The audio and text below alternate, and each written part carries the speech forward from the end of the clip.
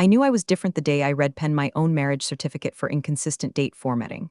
That's not a metaphor. I literally circled the May 12 in one section and 12 May in another, handed it back to the officiant, and waited. My ex-husband used to say I'd make a great court stenographer if I ever learned to smile. Joke's on him, I don't miss smiling. I miss clarity. I miss the sound of a clean paper stack, the smell of toner, the click of a timestamp. So yeah, I document everything. If you sneezed near me in 2017 and said I'm not sick, there's a line item in my files labeled Coughgate. At Marston Consulting, I was known as the scribe. Not officially, of course. My title was Senior Documentation Officer, but you know how offices work. If you're good at something nobody understands, they turn you into a punchline. So I was the novelist, grammar dominatrix, or my personal favorite, Linda the Log Lady, like some librarian extra from a bad sitcom. They laughed, sure. But they stopped laughing every time a client screamed about scope changes, and I calmly wheeled in a cart of binders, color-coded, signed, and dated, each one a quiet bullet dodged. People think documentation is boring until $1 million contract depends on whether someone said Q3 or by end of summer. I knew the weight of my work. Every Thursday, I sat in on the calls nobody else wanted, the ones with slippery clients and vague promises, and I typed like a courtroom clerk in a thunderstorm. Every will consider that got marked with a follow-up tag. Every tentatively approved got its own timestamp footnote. I didn't just take notes. I built timelines. I constructed narratives so precise, you could reconstruct a fiscal quarter from my Excel files alone. Look, I know it sounds obsessive. Hell, maybe it was, but obsessiveness is just another word for being right before anyone knows it. And trust me, being right is exhausting. People don't appreciate it until disaster knocks. Then suddenly they're asking if I happen to have a record of that one meeting from April with the German vendor and the handshake approval. I do. I always do. Quick pause. If you're the kind of person who loves seeing smug people get their comeuppance, you're going to want to hit that subscribe button and throw us a like. Not because we crave internet clout, but because it genuinely fuels the team to keep digging up these wild office betrayals. And yes, this one gets worse. Way worse. Back to it by year 13 at Marston, I'd weathered 5 CEOs, 3 rebrands, and more strategic pivots than a drunk playing Twister. But through it all, my role stayed steady. I was the quiet constant. My desk was the one with the fireproof cabinet and the redundant backup drives. I didn't do improv, I did facts. My office was across from the glass fishbowl conference room where the big dogs barked during war rooms. I wasn't usually in there unless they needed a record of something messy. Then it was let's bring in Linda, followed by some executive sighing and muttering about bureaucratic overhead. Translation, I had receipts and they hated that.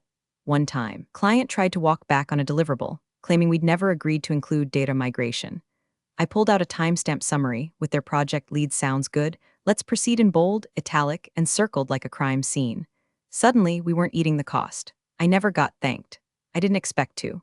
But I always noticed when someone started saying per Linda's notes like a magic spell to ward off lawsuits. But I also saw the way the culture started to shift. As younger hires rolled in, shiny, ambitious, allergic to punctuation, they started asking, do we really need meeting minutes for everything? I'd smile.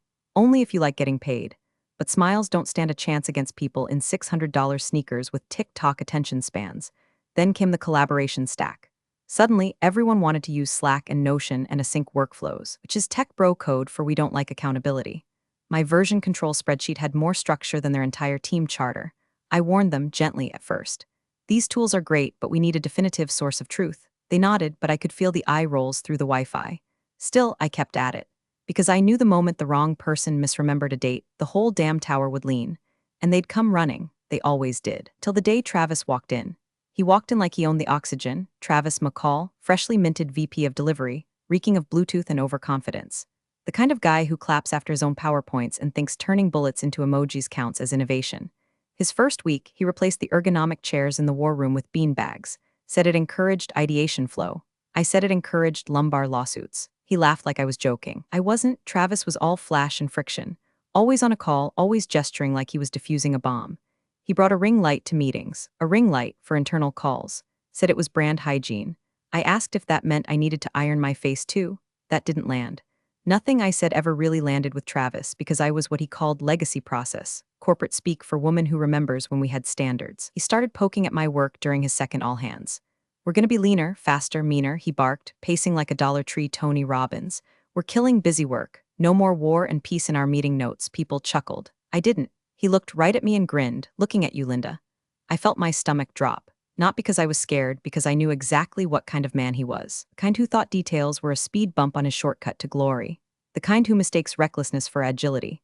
And worst of all, the kind who never reads contracts, just signs them with whatever pen flatters his signature. The first real clash came during a vendor call. The client asked about a feature adjustment we'd verbally agreed to 6 weeks prior. Travis squinted like the idea was brand new. I calmly pulled up the timestamp summary, noted the client's confirmation, even flagged the JIRA ticket I'd created as a courtesy. Travis didn't thank me. He said, "Jesus, Linda, no wonder this project's dragging. You're documenting us to death." After the meeting, he cornered me by the kitchen and said, not every conversation needs a courtroom transcript. We're not writing a novel here. I wanted to say no, just trying to prevent a lawsuit, but I bit my tongue. My lip was bleeding by the time I got back to my desk. 2 weeks later, I was pulled into a meeting with HR and Travis, both grinning like hyenas in suits. "We're restructuring," Travis said too brightly, "making space for agile communicators." HR nodded like a bobblehead. "Your role is being sunset," she added like she was tucking it in with a lullaby. I sat there, silent. There was no fight to be had. This wasn't a misunderstanding. This was execution by buzzword. They were eliminating clarity because it didn't come with a GIF. Travis slid a paper across the table. "Severance. Modest. Titled Exit Communication Plan." I read it twice just to be petty. He leaned back, smug. "I'm sure you'll find something that suits your meticulous style." I stood, shook their hands, and said nothing. Walked back to my desk like a ghost. Colleagues pretended not to notice. Someone muttered "I'm sorry" like they were passing a stranger's funeral. I packed my things in silence. A mug, a pair of blue light glasses, one aloe plant that looked like it had given up hope back in 2019. But before I shut down my machine, I took one last tour of the server. Per policy, buried deep in the employee handbook, page 93, section 14C, I was allowed to retain authored work, provided it contained no client confidentials and was for personal reference only. My logs, my formatting templates, my cross-referenced approvals, they were mine, so I encrypted them, compressed, dated, password protected. Moved them to a drive labeled household recipes. Let them fire the novelist. I was taking the manuscript. As I walked out the door, Travis called after me, "No hard feelings, right?" I didn't even turn around, just said, "None at all. Just wait until you need chapter 2. The box they gave me wasn't even cardboard. It was one of those flimsy plastic bins with cracked handles and somebody's leftover post-it stuck to the side that said Janet's Tupperware. In purple gel pen. Fitting, really. You give a woman 13 years of version tracking, flawless audits, and bulletproof scopes, and her send-off is a tub meant for someone's chili. I stacked my things carefully, monitor riser, wrist pad, my backup glasses. The I eat scope creep for breakfast mug a junior had given me in 2016. I left the aloe plant. It had suffered enough. My badge still worked on the elevator but not on the office door. Security had already deactivated my keycard by the time I made it to the lobby. Travis's efficiency had one setting, cruel. I called IT and the guy, Josh, maybe Jason, sounded sheepish. "Sorry, Linda, just following instructions." He paused. "We, already disabled your drives. Remote wipe is in progress." I smiled, more for me than him. "That's all right, I'm already backed up." I didn't mean emotionally. See, I knew this was coming. Not that it would be Travis specifically. Life rarely gives you that much warning, but I'd been feeling the tide shift for months. New management. Buzzwords without meaning. Requests for lighter notes and smarter documentation that somehow always meant less traceable. It all smelled like impending stupidity, and stupidity tends to get rid of the people who remember things. So I'd prepared. Deep in the bowels of the company's policy archive, last updated 7 years ago and forgotten like a dead MySpace page, was a clause buried under document retention. Subsection F.14. Employees may retain personal copies of internally authored work, provided no client confidentials are present and all copies are anonymized for training or reference purposes. It was written back when we used SharePoint and wore lanyards with actual keys. Guess who wrote that clause? I didn't just know the rules. I'd helped write the damn manual. Over the past year, I'd slowly, methodically exported my authored documentation, every project log, scope change approval, retro summary, stakeholder matrix. I'd scrubbed all client names, replaced them with initials, tagged internal teams generically, dev lead, client PM, and encrypted the entire archive into a clean, timestamp package. I labeled the file set Linda's Cookbook V12 and dropped it onto an external drive shaped like a gummy bear. It now sat quietly at the bottom of my purse, zipped up between a chapstick and a pack of wintergreen gum. Nothing illegal. Nothing violating confidentiality. Just history. The kind of history men like Travis never bother reading until the consequences arrive with a law degree and a clipboard. That night, I poured a glass of wine, pulled up the archive on my home laptop, and skimmed through the logs. So clean, so crisp, hundreds of hours spent turning chaos into chronology. I found the last entry from the project Travis had hijacked, the one tied to our biggest client, Government Tech Consortium, with a clause so precise it practically glowed. Clause 12.3b, final payment of milestone funds contingent upon verifiable documentation of project changes, signed by a designated documentation officer. The officer was me. The signature was mine. Every edit, every meeting, every decision accounted for. Travis had wiped the active folders and probably thought he'd buried me with it, but he hadn't touched the claws. He hadn't touched me. I shut the laptop, feeling the kind of peace only a librarian gets when she knows the overdue fees are about to come due. Let them delete, let them rebrand. Let Travis paste his little emoji bullet points and hope no one notices the holes. I wasn't angry anymore. That had passed the moment the keycard failed. What I felt now was colder, sharper, like standing on the shore after a storm, watching the tide pull back and reveal the bones. He thought he'd eliminated me. He hadn't realized I'd archived the entire battlefield. The first week after I left, the silence was deafening in the best possible way. No pings, no calendar invites for alignment huddles, no sudden 4:59 p.m., quick questions that required a 3-day paper trail. I was just gone, a ghost to the machine I used to oil with timestamps and bullet points. I slept in. I walked to the bakery on Tuesdays. I read a novel, a real one with unreliable narrators and no hyperlinks. By week 2, I started freelancing. Small stuff, document formatting for nonprofit, reworking user guides for a startup with more ambition than syntax. Nothing glorious, but it kept my hands busy and my mind clear. I even bought a new notebook, one of those bougie ones with thick paper and a ribbon bookmark, thinking maybe I'd finally write something for myself. I filled 5 pages before instinct took over and I started outlining a QA checklist instead. Muscle memory's a hell of a drug. I kept an eye on Marston, though, not obsessively. Just a tap of the LinkedIn feed here, a glance at their Glassdoor every other Friday, like checking in on an ex you're 97% over but still hope tripped on a Roomba. The official tone was all buzzwords and baked-in optimism, lean delivery transformation, accelerated pivot pathways. I knew what that meant. Travis was pulling duct tape over open contracts and praying no one noticed the leaks. But then, around week 4, something shifted. A former coworker, Beth from Ops, texted me late at night. "You hear anything about the milestone check?" I hadn't. "The client hasn't paid." That got my attention. I didn't respond right away. Just stared at the screen, letting that sentence sit like a puzzle piece with blood on it. Our largest client, a defense-adjacent tech conglomerate, had a milestone clause baked into their master services agreement that was tighter than a frog's ass. $5 million, tied directly to project delivery and more specifically to documentation signed by a certified officer. The certified officer had been me. I poured a whiskey, neat, and pulled up my archive. Everything was there. Meeting logs from kickoff to delivery. Timestamp scope revisions. Screenshots of approvals. My signature digitally embedded and backed by Merdata. I'd done it all by the book because the book was half written in my voice. 2 more days passed, then came the LinkedIn message. It was short, simple, no greeting. Just a name I recognized immediately: Morgan Yates, Compliance Officer, Stratcom Client Division. "Do you still have your logs?" I stared at it for a full minute. Not because I didn't know the answer. I did, I had them. They were backed up in 3 locations and printed in 2. What caught me off guard wasn't the question. It was the subtext. This wasn't casual curiosity. This was a red flare in a quiet sky. I typed back, "Why do you ask?" The dots danced, then stopped, then danced again. She didn't answer, not yet, but she didn't have to. I opened the project binder again, flipping through the anonymized notes. All of it, the decision to swap vendors midstream. The last-minute architecture change Travis had greenlit verbally with no follow-up. The retro meeting where concerns were logged but never addressed. And then, the signature block. Mine, verified, traceable. The contract had never been updated. My name was still on it. Travis, I realized, must have assumed the final milestone would get rubber-stamped like all the others. He didn't know the client had built a landmine into the fine print. Clause that required airtight documentation, and not just any documentation. Mine. That kind of clause doesn't just disappear. I closed the binder, pushed my laptop aside, and leaned back in my chair. My office now was a spare bedroom with bad lighting and a crooked shelf, but suddenly it felt like the center of gravity. I could practically feel the tension humming down the corporate pipeline, reaching out like a tremor toward the one person they thought they didn't need. I hadn't called, but someone had knocked, and I had the key.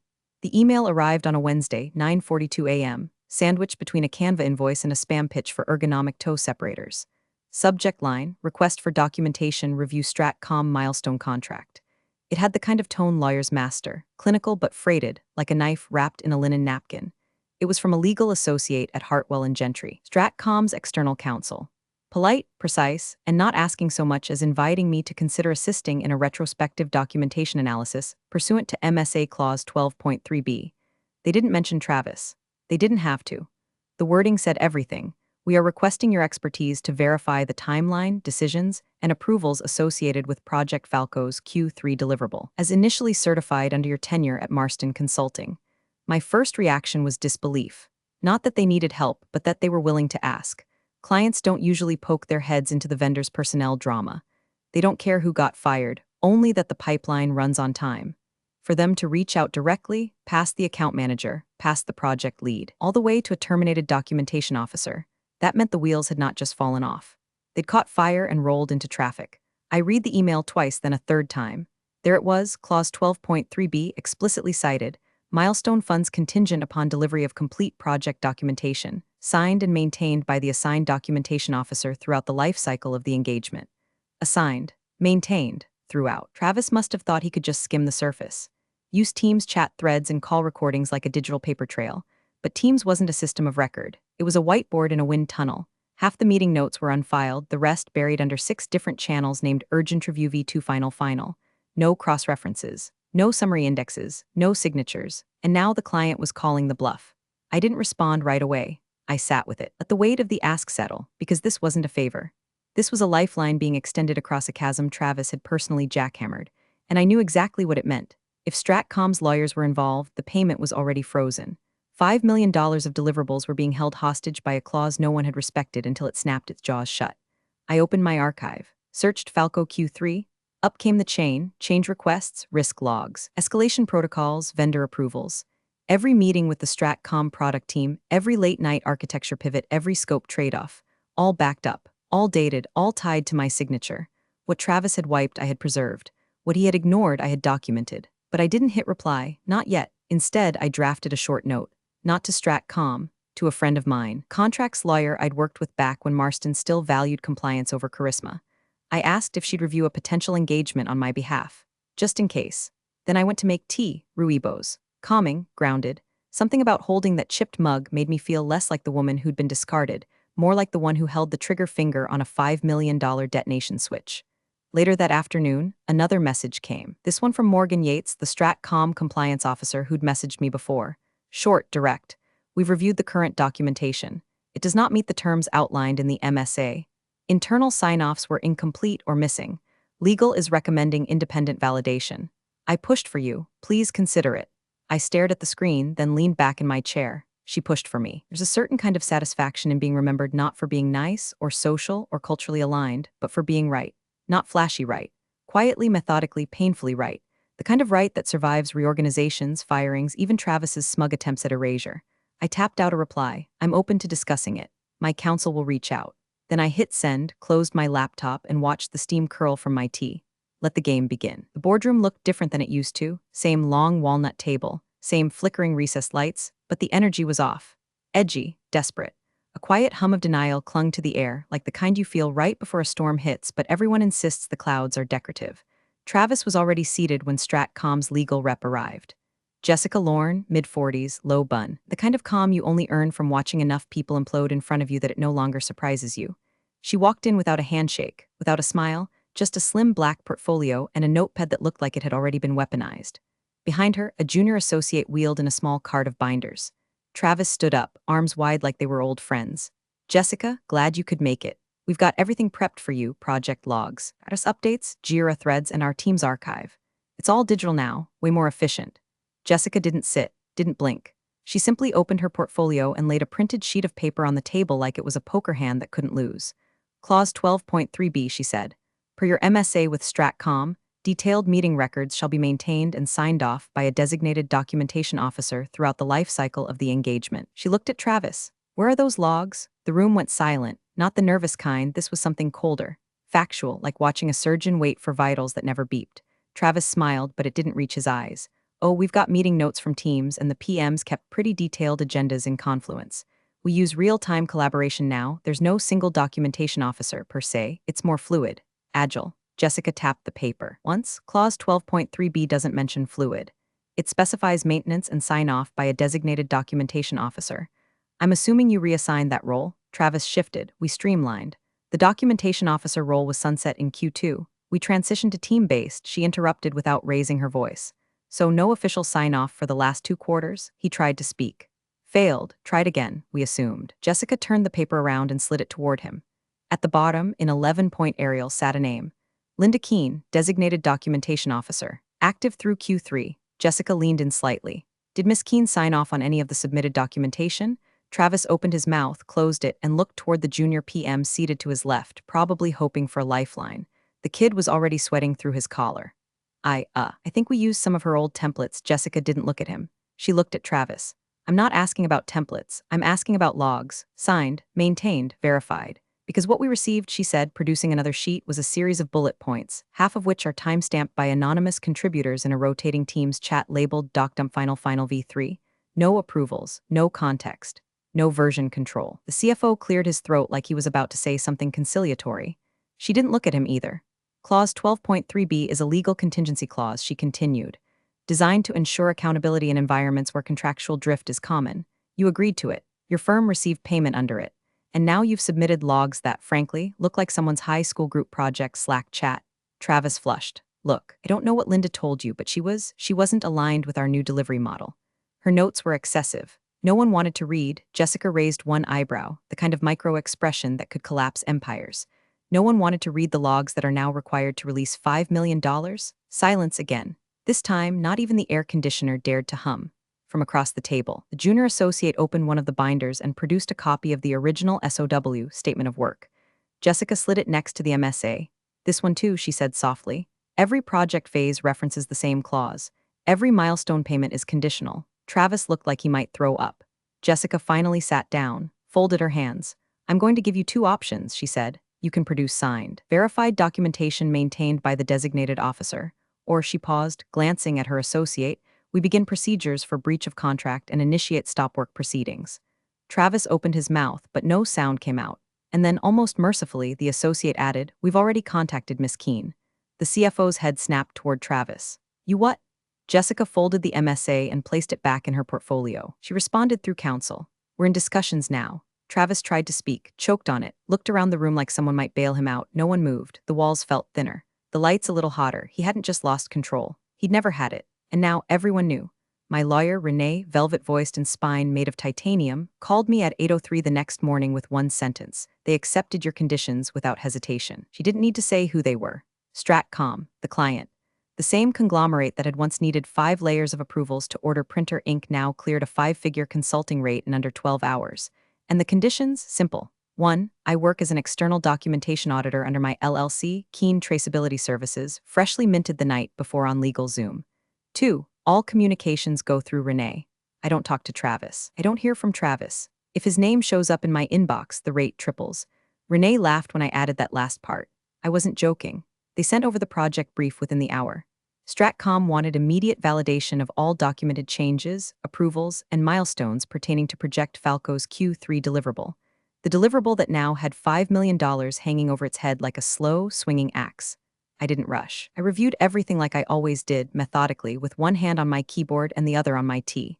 The same binder I'd built, the one I'd encrypted and hidden behind layers of digital obfuscation, opened with the kind of clean structure you only get from someone who genuinely gives a damn. Meeting logs, 100% accounted for. Change requests, tracked, signed, time-stamped. Approvals, dual-signed by stakeholders, including Stratcom's own PM. Versions, indexed, version-controlled, cross-referenced. Even the tiny things were there. A recorded note that the deployment date had shifted by 2 days due to a vendor outage, flagged and annotated. An email summary sent to confirm a conversation Travis had brushed off as verbal alignment. All there and all under my name. I composed a report, 10 pages, sober, precise. No flourishes, no smugness, just the facts like always. Renee sent it through with an invoice attached. First half up front, the other half upon Stratcom's internal confirmation that the logs met MSA standards. They wired the full amount within 3 hours. No questions, no revisions, just silence like the collective breath of a legal department being released all at once. Later that evening, as the sky turned that tired gray-pink color above my apartment, I got a message from Morgan Yates. Your work saved the contract. Just so you know, I didn't respond right away. Just stared at it. Then typed back, thanks, tell your team to keep an eye on who gets called excessive. She replied with a single emoji, the file folder. We understood each other. I didn't gloat.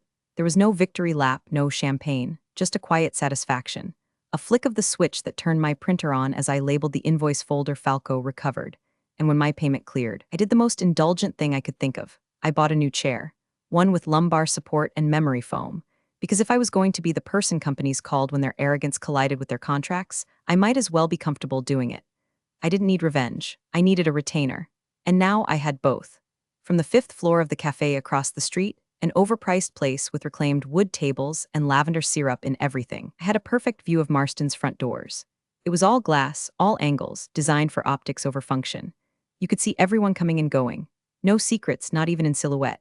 That Friday morning, I took my seat with a latte that cost more than lunch used to and watched the first signs of unraveling. The legal assistant, Kelsey, always in gray cardigans and fear in her eyes, rushed out the revolving door clutching a folder the size of a toddler. 10 minutes later, the CFO walked in, jaw clenched like he was chewing gravel. Not long after, HR's lead walked out looking like she'd aged 6 years overnight.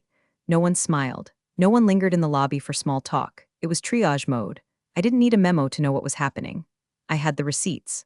That morning, a friend from accounting, who'd quietly slipped me a Starbucks gift card on my last day, forwarded a Slack export file she accidentally came across during a server permissions review. It had been flagged by IT when someone searched the word audit. One line stood out, sitting there like a rotten tooth in a glass of water. Travis McCall # delivery insights docs are for boomers. No one reads that crap anyway. We just need bullets and a deck. Nobody audits logs unless something explodes. Well, something had. Stratcom's legal team had looped in their internal compliance division, and per their own escalation procedure, Marston was now required to undergo a risk audit. That meant every document, every staff change, every milestone was being reevaluated through a lens Travis never knew existed. Consequence. That same friend from accounting texted me mid-morning. CFO is demanding a full audit on every role Travis sunset. Starting with you. Another message followed an hour later. HR had to pull the old retention policy. Apparently no one told them you wrote it, and then he tried to call you from his personal number. I glanced at my phone. He had, 3 times, blocked of course. I didn't even let the ringtone finish. I just hit silence and went back to my scone. By 3 p.m., the leaks started. A junior delivery manager, fresh out of grad school and furious about being publicly blamed for documentation failures, shared screenshots in a private Discord. They hit Twitter an hour later. Not viral, but enough for the tech blogs to sniff around. VP said docs are for boomers before $5M client freeze. Leaked Slack logs show that was the headline by sundown.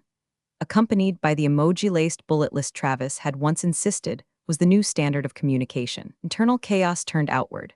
The CEO, who hadn't been seen on campus in weeks, was photographed storming into the building that night with a duffel bag. Someone captioned it, "When your startup starts downing." I watched the building glow with after-hours lights. Legal working late, HR in war rooms. The CFO apparently called an emergency compliance workshop, mandatory attendance, which made 3 people quit outright. And me? I took a picture of the building, just one, framed with my coffee in the corner out of focus, just enough to say, I was here. I saw, no gloating, no announcements, just peace. The kind that settles in when you know they finally understand the cost of underestimating a woman with a time-stamped archive and zero tolerance for being erased. Let Travis fall. I didn't have to push. I'd already built the documentation that tripped him. They didn't even try to pretend it was a routine meeting. No catered lunch, no branded water bottles, no overeager intern fussing with HDMI cables. Just a room full of suits, 1 cold pot of coffee, and tension sharp enough to sand drywall. Stratcom's legal counsel, Jessica Lorne, was already seated at the far end of the table when I walked in. She nodded, then subtly gestured to the seat beside her. I took it without a word. No introductions were needed. Everyone in the room already knew who I was, either because I used to quietly save their necks, or because they were now using those same necks to breathe fire in closed-door calls about missed milestones and pending litigation. Across the table, Travis looked like a man who had practiced a dozen responses in the mirror and now couldn't remember a single one.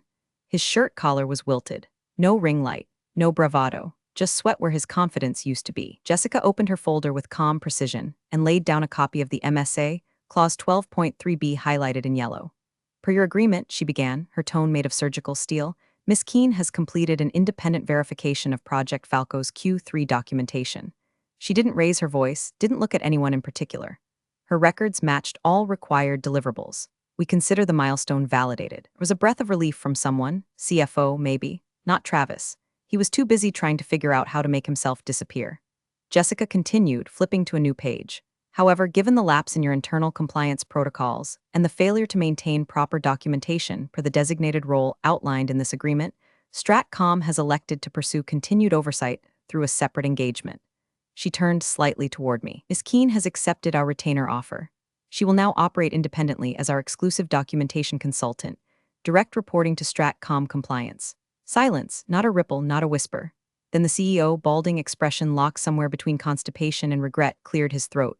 We'll resume payment then? Jessica nodded. Yes, effective immediately, under the new contract. There it was, the quietest transfer of power imaginable. I wasn't back at Marston. I'd transcended it. Travis shifted in his chair like he might speak. Then Legal leaned in from his side, whispered something. Probably the corporate version of shut your damn mouth and take your lumps. He slouched back, defeated. HR slid a folder across the table to him. Thin, no words, just a nod. Travis didn't argue. He just took it, stood up, and walked out. No handshake, no parting shot. Just a man exiting a story he never bothered to understand until the last chapter crushed him. Jessica stood. Thank you, everyone. We'll forward documentation of this transition by end of day. And that was it. As we left the building, the air felt heavier behind me. People avoiding eye contact. Executive assistants typing like their lives depended on it. The smell of antiseptic panic in the elevator lobby.